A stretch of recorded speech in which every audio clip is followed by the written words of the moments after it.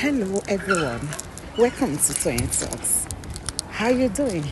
Thank you for watching. Till I'll see you in my next video. Stay safe, stay blessed. I love you. Bye.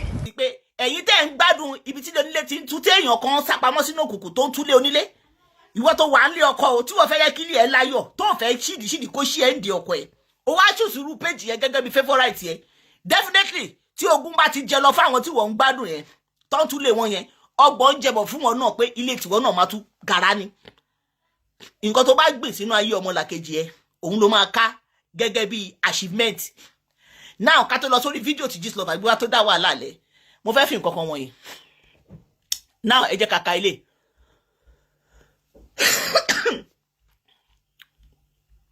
ṣe ti rí pé Gistlover ni I know they follow him page lára àwọn warriors kan lọ screenshot ẹ̀ tí wọ́n blog ẹ̀ lórí Facebook láàárọ̀ ló mú mi rí kí ló kọ ó ní I beg I need one olóṣó pàtó sì mọ̀ pé olóṣó lòun kò kiri yèyé mẹ́ṣọ́ lè kọ orúkọ bẹ́ẹ̀ sórí page wọn ká follow wọn láyé Lizzy Anjorin ò kí ń abo olóṣó favourite wo kì í ṣe CEO àwọn olóṣó kì í ṣe ọ̀gá àwọn olóṣó tó ti ń kó olóṣó kiri olóṣó ọ̀gá àwọn olóṣó ni Gistlover àdótòṣì ó ní I need one olóṣó ọ̀pọ̀lọpọ̀ followers ẹ̀ náà lólóṣó I need one olóṣó wey go kala well ṣe ti ń gbọ́ o wey fit collect Lati Suebebe from Lizzy I want make Lizzy cry fire I want drop Lati Suebebe number now make una help me call am to ó ní kó pé ọkọ ọmọ òun àtòun fúnra rẹ̀ sí Glory kí wọ́n pè lọ síkú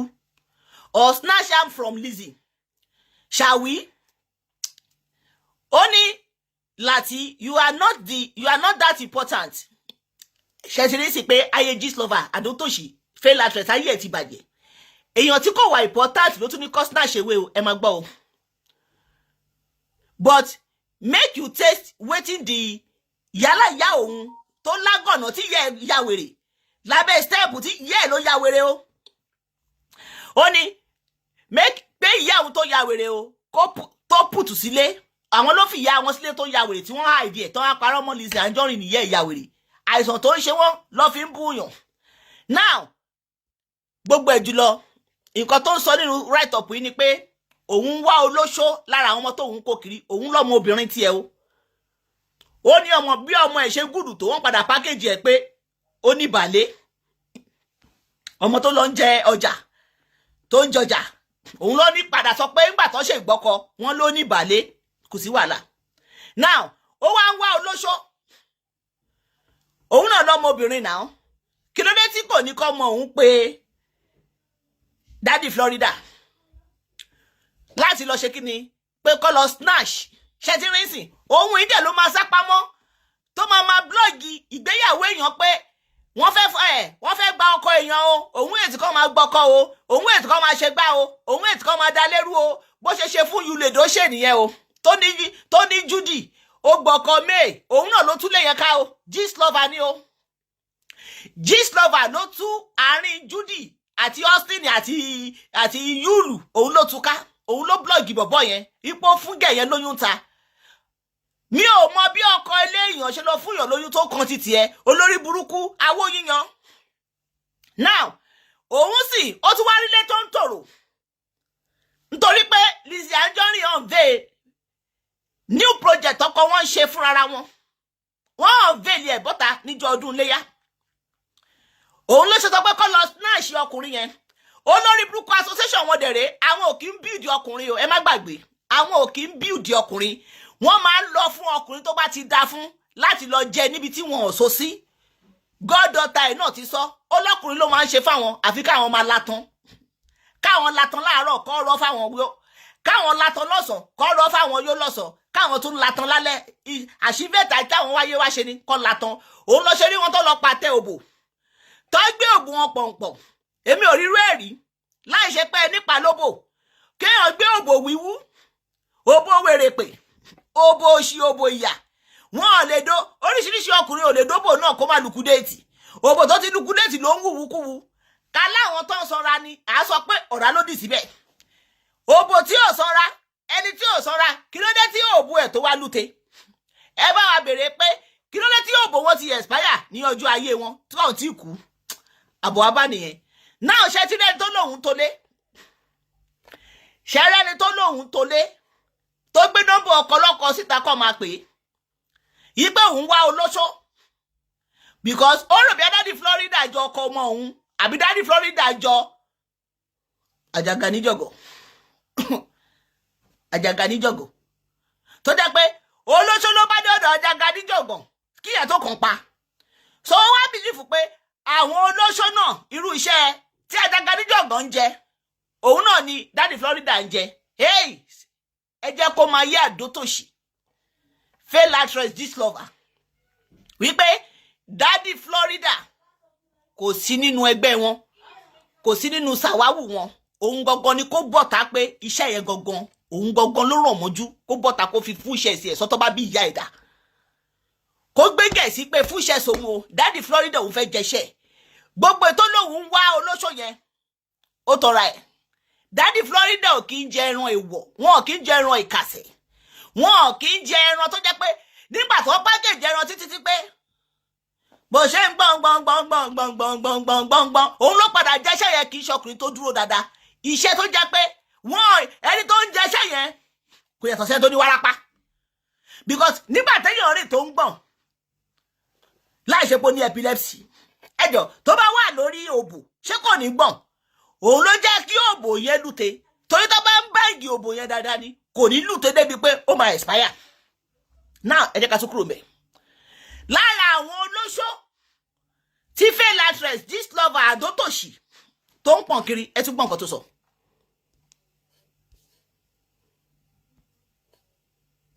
ẹ gbọ́ nǹkan tó sọ ó ní I don't support the two women but I have seen Lateef several times very handsome and tall he is my crush just that security follow him around.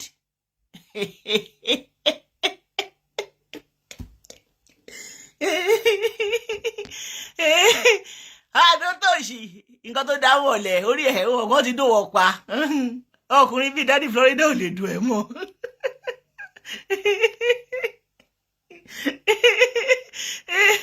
wọn kì í jẹran wọn jẹ adìyẹ ìrànà adìyẹ ìrànà ni ẹ kì í ṣe ohun àjẹgbé ẹni tó ń jẹ lọ́wọ́lọ́wọ́ gan ṣe ló ń gbọ̀n ó ń gbọ̀n ni pé jẹ̀gẹ̀jẹ̀gẹ̀ gbọ̀ngbọ̀ngbọ̀ngbọ̀n Àjàgà níjọ̀gọ̀ láì ṣe pé ó ní wárápá ìwọ rí dádì Florida kó máa gbọ̀n.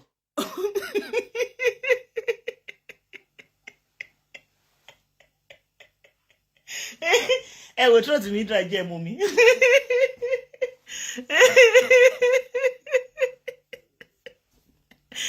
ẹ wọ àwọn olóṣó tó rán lọ bá kó máa pé dádì Florida o wèrè ní crush o.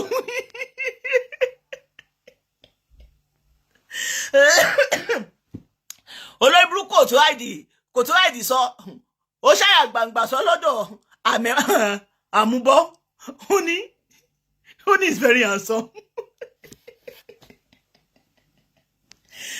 Ọlọ́run ló ní kí yèé mẹ́sàn kó security bí àtà láti tẹ̀lé ọkọ wọn bá ti jí dádì Florida gbé lọ àwọn olórí burúkú àdótòṣì sẹ́ẹ̀tì ẹ̀yin ò rí tí ẹnu ìṣó tó fojoojúmọ́ máa yé làmẹ́ẹ̀tì tó ń sunkún kàkà kéyìn ẹ̀ wọnú ṣe lè yín ẹ̀ ń bọ́ta sí àwo lọ it doesn't belong to you guys orí yóò jẹ nǹkan tó dáa àjẹkù jẹkújẹ táyé ti kọ̀ sílẹ̀ tó ń gbọ̀n òun ló kù fún yẹn máa jẹ gbogbo ẹ̀yin tẹ́lẹ̀ fún nọ́mbà dádì Florida ẹ máa pè pa ni o ẹ máa pè pa ni because owó Popsi Florida ti dẹ́ do them part ni pẹ̀lú yèyé mẹ́sọ̀ bẹ́ẹ̀ mo sọ fún yín báwọn méjèèjì ò dẹ̀ 100 papọ̀ kò sí ikú kì í pẹ̀tà lójú ràn so àdótòṣì this lover lọ gba kádàrà tó gbé wáyé pé gbọ̀ngbọ̀ngbọ̀n lákan mọ́ ẹ bó tilẹ̀ jẹ́ pé ní àkàlọ́mọlélà we are just companion kéèyàn tún máa gbọ̀n níbi táyé yín bàjẹ́ tẹ́ bá relationship tẹ́ bá marriage jẹ́dẹ́ ọlọ́run ò kọ́ marriage mọ́ yín ó wà yín náà kẹ́yìn náà ṣe marriage ọlọ́run ò kọ́ marriage mọ́ yín níbi táyé yín bàjẹ́ dé ọwọ́ àkàlọ́mọlélà ọwọ́ ẹ̀lẹ́padà ìgbẹ̀yìn ayé yín sí èèyàn tó bá ń tún léèyàn ò lè nílé ẹ wá ń rún mọ́ wípé ṣáàfẹ́ mi bẹ́ẹ̀ bẹ́ẹ̀ yẹn ní àkàlọ́mọlélà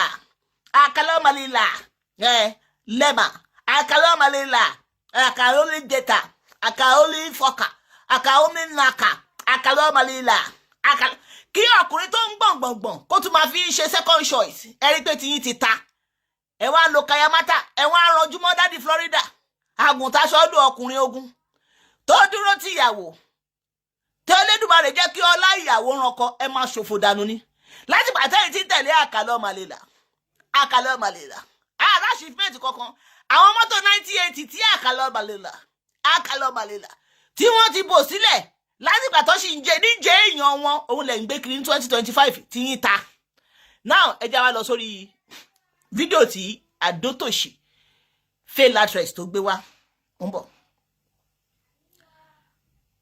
ẹ jẹ́ lọ gbé play ẹ̀ lọ́dọ̀ Yèyé Mẹ̀ṣọ́.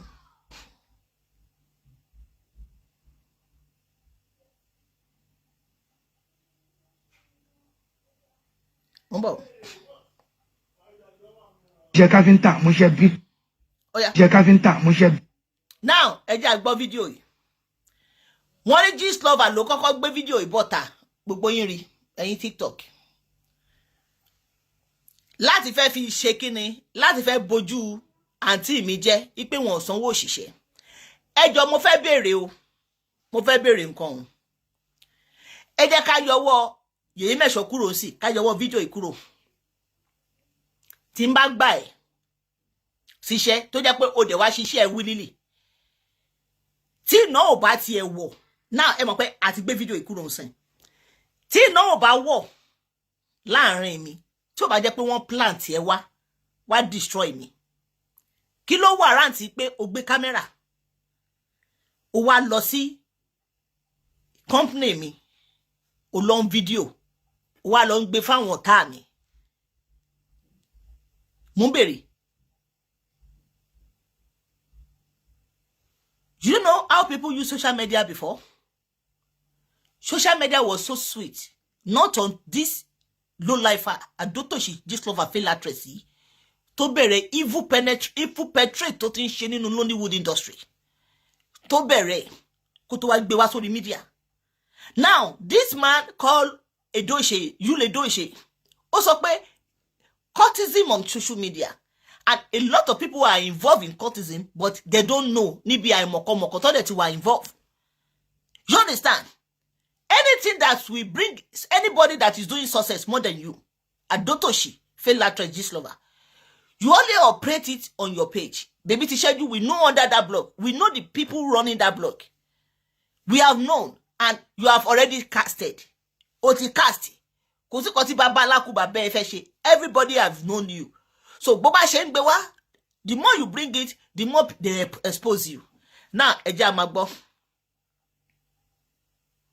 Bricklayer, mo ṣe balustrade, èyí náà mo lọ fi ta audience 5 in 1 ní bọ́ọ̀dù yìí sí àti máa ṣe gbà bí 200,000 naira lórí bọ́ọ̀dù kan. Ṣùgbọ́n tí kò tí mo gbà, nígbà tí mo calculate ẹ̀, wọ́n ní 3 million ní àwọn ní. So 3 million, mo wá first time máa bá wọn ṣe nìyẹn, mo gbà láti bá wọn ṣe. Wọ́n dẹ̀ sọ fún mi pé èlò làwọn lè fún mi so that máa fẹ́ kíṣẹ́ yìí pé kó ready. Mo ní okay, kàn fún mi ní 50%, which is 1.5. Wọ́n dẹ̀ láwọn máa fún mi lówó ẹ̀ńjọ Monday tó tẹ̀lé on the 30th. So gbà tó di ìjọ Saturday, wọ́n náà fẹ́ kí n bẹ̀rẹ̀ iṣẹ́ yẹn kíákíá.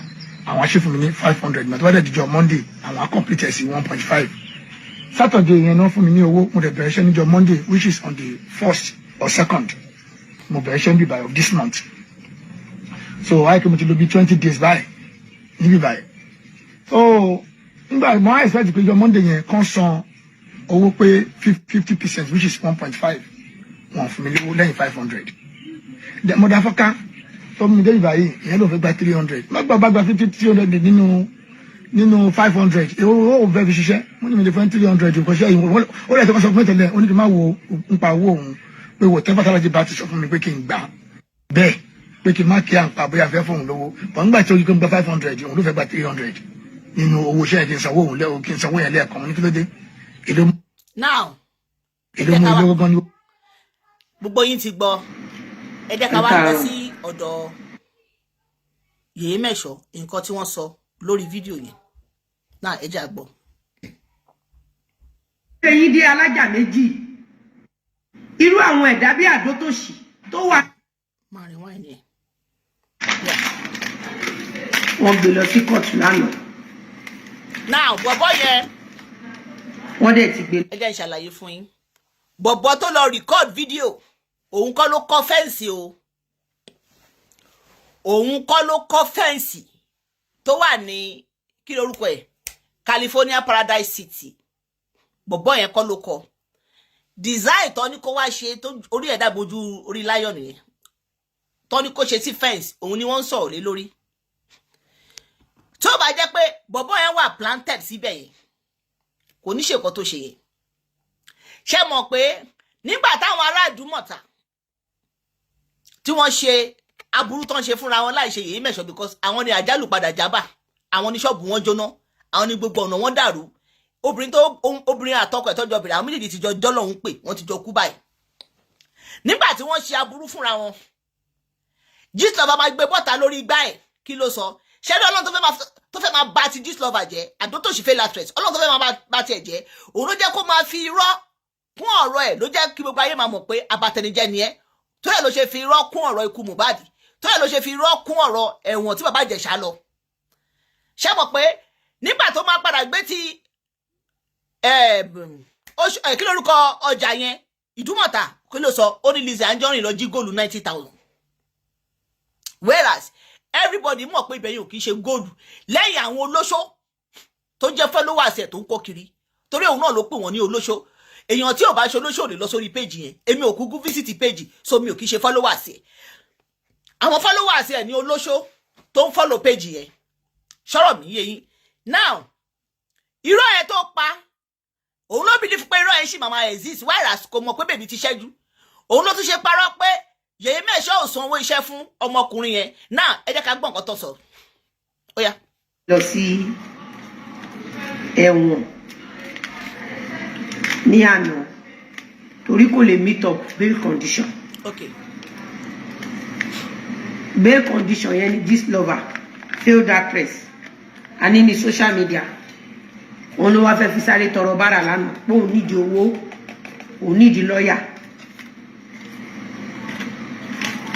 ìkan tí ó sọ̀rọ̀ lọ́dọ̀ Bísí ìyẹn lò tóṣù 3 nínú ẹ̀wọ̀n now kó tó meet up bail condition ẹ̀. òótọ́ ló sọ òótọ́ ni Yèyé Mẹ̀ṣọ́ sọ ń bí ṣe rí ìdí tí àwọn ọmọ tí àdóṣòṣì ń kó kiri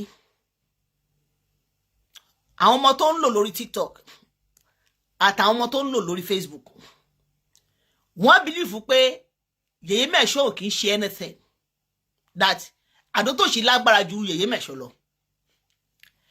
bóyá òun ló kọ sí wọn lórí pé ẹ má wọrí Lizzy Anjorin mo lágbára jùlọ kò sí kan tí ìyá aláyẹ ẹ fẹ́ ṣe now let me put it to you straight away now more than 30 of you tẹ́ ń wá fún Lizzy Anjorin tó ń dẹyìn síta tẹ́ bá dé prison ẹ bá wọn bẹ́ẹ̀ mo sọ fún yín Yèyé Mẹ̀ṣọ́ jẹ́ èèyàn kan tí ò kí ń sọ síta ni tí ẹ bá dé prison ẹ bá wọn bẹ́ẹ̀ lára ẹ̀yin ọmọ òfò ẹ̀yin ọmọ òṣì tí ya yín ò kọ́ mo ti block ẹ don't worry mo ti block ẹ lára ẹ̀yin ọmọ òṣì ẹ̀yin ọmọ òfò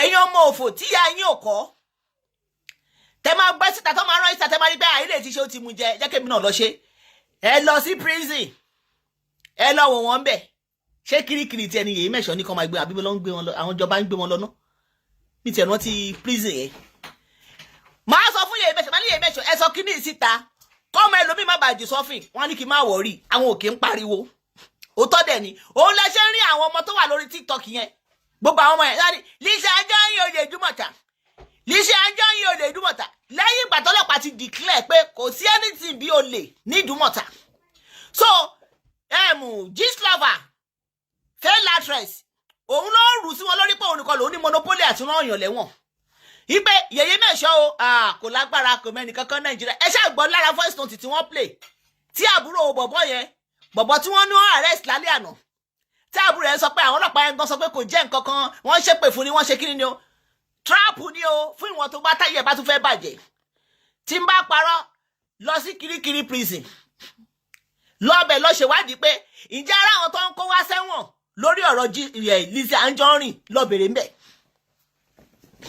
lọ bẹ̀rẹ̀ but because she no be type wey dey shout outside àwọn tó ti kó lọ sẹ́wọ̀n elele o àwọn ìtọ́ gbé lọ last kì í ṣe èèyàn márùn-ún mo fi Elédùmarè mo fi búra àwọn tí wọ́n kó lọ sẹ́wọ̀n last lórí lọ́rọ̀ social media TikTok lọ́tẹ̀ ti ṣàwọn kì í ṣe èèyàn márùn-ún níjọ́ tó ń kó wọn lọ 5 at a go lórí ọ̀rọ̀ àdótòṣì máa ọmọ tiẹ̀ pamọ́ ó ní kẹ́ máa celebrate orí ibú tọmọ ẹ̀ ń ṣe tó package ẹ̀ fún yín lólóríire ẹ̀yin ọmọ ọ̀ràn kíran ẹ̀yin ọmọ òṣìràn ìyà tíyà yín ò fọlátọ́ tẹwárẹ́ tó lọ́lá tádótòṣì ní kẹ́ máa sunkún lé lórí pọ́lá níyọnu tẹ bá ti dú lẹ́wọ̀n tẹ bá padà wá ní bá wọn ṣe wèrè mọ́ ǹjẹ́ Àdótòṣì kó gbọ́mọ tiẹ̀ bọ́ta kó máa ṣe bẹ́ẹ̀ ǹjẹ́ Àdótòṣì kó gbọ́mọ tiẹ̀ bọ́ta ṣó ti yé yín now torí pé èyí mẹ́sàn-án kì í gbé síta òun náà fi rò bóyá Lizzy Anjorin ò ní action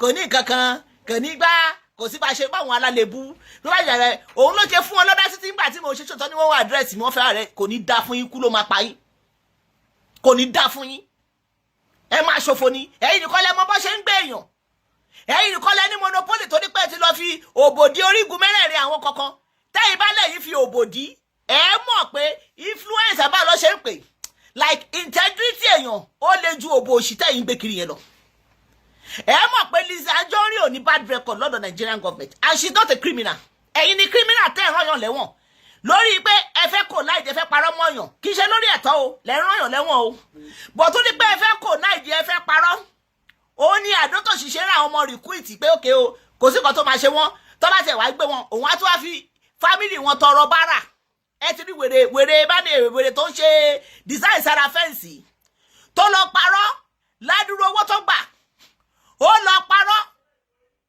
get Àdótòṣì dẹ̀ tún wá gbé pé kó tún dá owó fún ṣẹ́rí ọ̀dùgbà tí gbogbo yín tọwọ́ yín bá kàn sàlẹ̀ àpò bíi tàdótòṣì ó dìgbà tí gbogbo yín tí ọwọ́ yín bá kàn sàlẹ̀ àpò ọwọ́ yín tó bá kàn ìsàlẹ̀ àpò gbogbo yín tẹ̀ ń dáwọ́ yẹn ẹ lọ bèrè lọ́wọ́ tó dá ló fẹ́ ẹnugun lọ́jọ́ kìíní àná ọwọ́ wọn ti padà kàn sàlẹ̀ àpò gbogbo yín tọwọ́ yín ò bá kàn sàlẹ̀ àpò Àdótòṣì ò ní fi yín sílẹ̀ ṣebí pé ẹ kórìíra ọmọ ológo ni ẹ ọwọ́ yín gbọ́dọ̀ kàn sàlẹ̀ àpò ń díẹ̀ ìyí tí gbé pọ́ sí tó ń ṣe lọ́dọ̀ Yèyé Mẹ̀ṣọ́ tí ó lọ grant interview mo ń bọ̀ o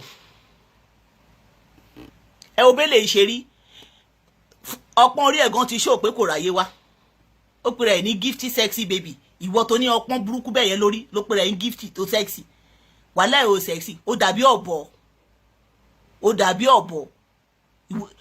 ìwọ kan tẹ́ pé ọpọ́n orí ẹ̀gán ti ṣó káríà ẹ̀ ó ti ṣó fúnṣọ ẹ̀ pé fúnṣọ ẹ̀ wà bright rárá ẹ̀yin náà ẹ̀wọ̀ ọpọ́n ẹ̀wẹ̀ tó pèèyàn ní oníwèrè níwọ̀ àti Lizzy ẹ̀wọ̀ ọpọ́n orí ẹ̀ láì ṣe pé wọ́n lọ́ṣọ lórí ẹ̀ kí ọpọ́n orí obìnrin dẹ̀ sùn lárọ bíi Sambisa forest sorry Sambisa forest gan ó sì léwé ó dàbí desert kí ọpọ́n obìnrin dẹ̀ sùn lọ bíi desert ṣé orí ẹ̀ ní inú àgbékọ́ àkìgbà ni ọkọ̀ núà torí wọ́n ní ọkọ̀ núà lọ́gbẹ́gba desert ní òfin wù mọ́ ṣé núà àgbékọ́ núà tó wà nínú Bible orí ẹ̀ ló ti gbé làkọjá tó gbé ọkọ̀ gbà ni àbí báwo ni ọpọ́n orí ẹ̀ ṣe wá rí sabago bẹ́ẹ̀ yẹn àfi bíi dẹ́sàtì ó dẹ̀ lọ sùn kí obìnrin ní ọpọ́n burúkú lórí bẹ́ẹ̀ yẹn ọmọ àbàwọn burúkú ni o àlébù burúkú ni àbákúdẹ̀ ni ọmọ òṣì ọmọ òfò now kí n tó máa play kínní ẹ jẹ́ mo fẹ́ gbé ọ̀kan wọlé mo ń bọ̀ mo fẹ́ gbé ọ̀kan wọlé.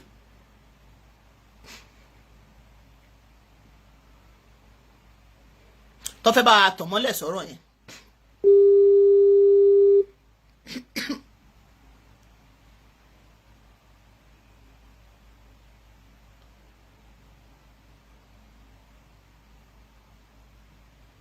ṣé wọn lọ́n láì ṣá.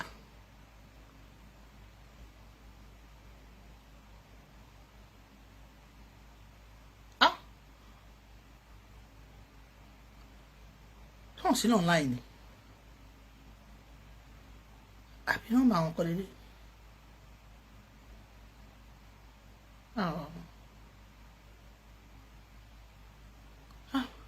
mo ń bọ̀ o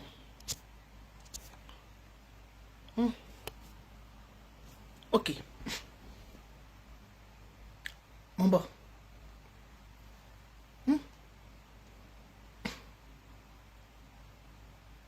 oh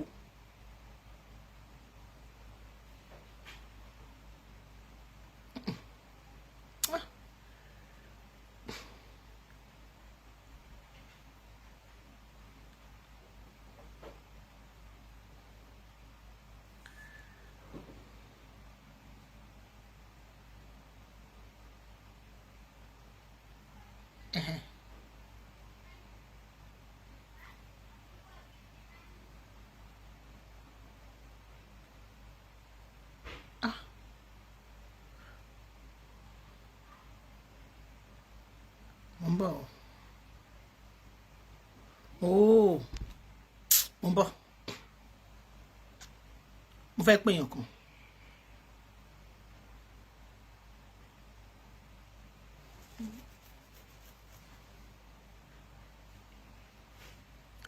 Oh, nọ́mbà wọn tó yẹ kí n fi pè wọ́n direct ò sí bíbá.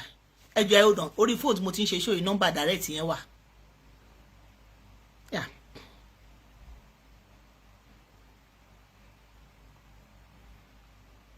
Mo ń bọ̀, mo ń pè ẹnìkan kan send direct no because tí bá ní kí n lọ mú nọ́mbà yẹn live chat ti Facebook máa cut. Ǹdẹ̀ bá mo ní bíbá yìí ni o. Mọ́mí ẹ̀yin náà ẹ gbé. Mọ́mí ò gbé kọ́. Mo ń bọ̀ o, ẹ jọ̀ọ́ ẹ má bínú. Mo ń bọ̀.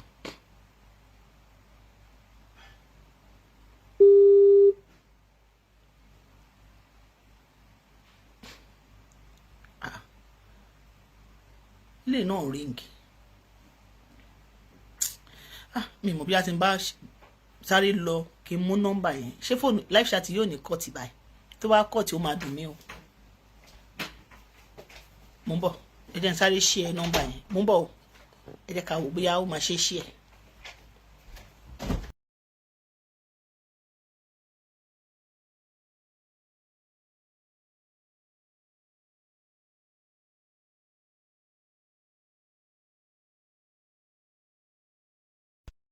Mo ti dé Kokot. Mo ti dé. Mo ti dé. Òun náà ni. Ṣọ́n sí online ni. Ok, mo ń bọ̀. Ọgbọ́n ò ní tán láyé ká wa lọ sọ́run. Ẹ ṣáà dúró.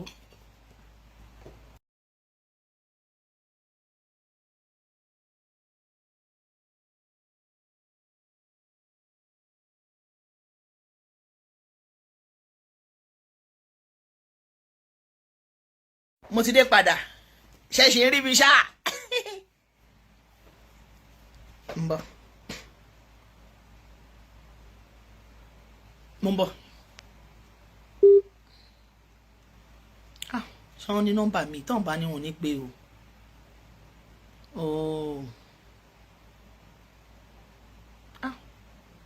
Wọn ò ní ṣá.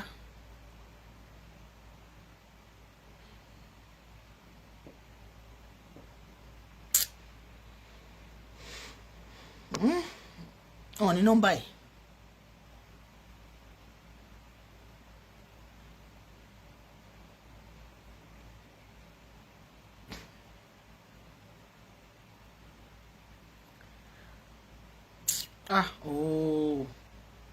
Bọ́ ẹ má wọrí.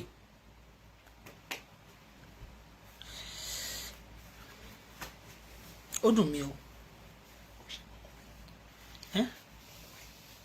Wọn ní nọ́mbà mi eléyìí ni. Ẹ̀yin dé alájà méjì. Irú àwọn ẹ̀dá bí àdótòṣì tó wà nú ẹbí àtàrà àtọ̀rẹ́ yín tẹ́ ń fọ́ òkú ọmọ sí kó tó lọ lá.